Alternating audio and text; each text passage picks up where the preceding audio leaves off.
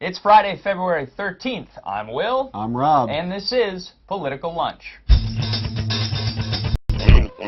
Welcome back to Political Lunch. It is indeed Friday. That means we do, of course, have 10 political news stories in 3 minutes or less. But before we get to that, we just wanted to remind you about our Barack Obama ringtone. Sure, you can have my number, baby. Now, if you go back and watch our episode from Wednesday, you can find a link to download that ringtone at the end of the episode, or you can download it and remix it. That's right. Submit your best remix of that ringtone to remix@politicallunch.com. And remember, you can only get these at the site. Find the links using these interactive links by clicking on these mugs toward the end of the show. And your remix might sound a little something like this. Sure, you can have my number, baby.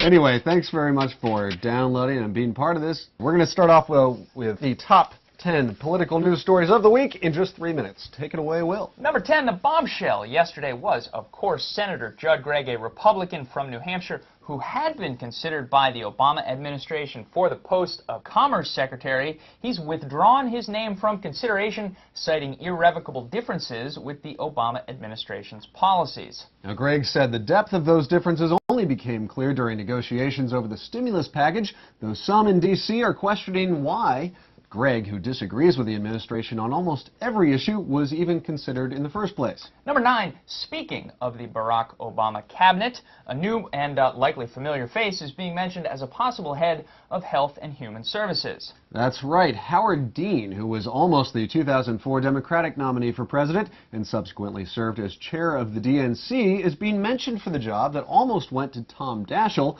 although it's unclear how much of that may be coming from Deaniac rumor mongering. Number 8, one other note on Obama's choices to lead. Leon Panetta, a longtime Washington insider, has been tapped as the head of the CIA. This reverses the Bush administration precedent of putting a career military officer in that slot. Number 7, on to the stimulus package now, and it looks like an agreement is on the horizon. So what is the bill's main focus? Well, at its most straightforward, the $800 billion package is made up of 2 parts: relief in the form of sweeping tax cuts aimed at consumers and businesses, followed by stimulus in the form of public spending on projects like roads, utilities, and public transit.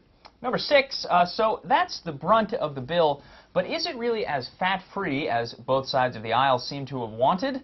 Well, maybe, but you can bet there are plenty of questionable projects in there, like the proposed high-speed maglev train between, wait for it, Disneyland and Las Vegas.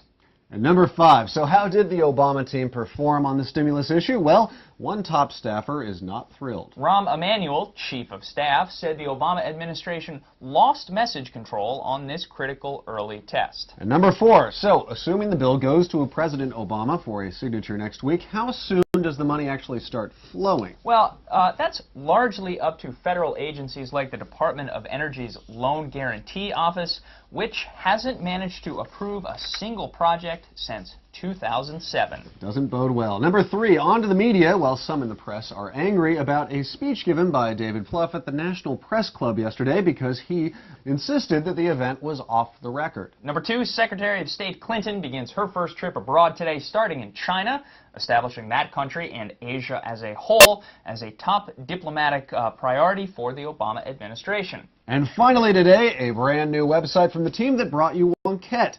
It's Wonkabout, everything you ever wanted to know about D.C. nightlife, which, frankly, we always thought was kind of a contradiction in terms. But we'll reserve judgment on that. You can find it at wonkabout.com. That'll do it for us this week. Don't forget about those ringtones. You can find those by clicking on the hot-linked mugs here on the desk.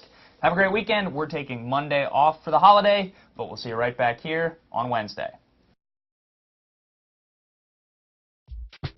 Sure, you can have my number, baby. Sure, you can have my number, baby.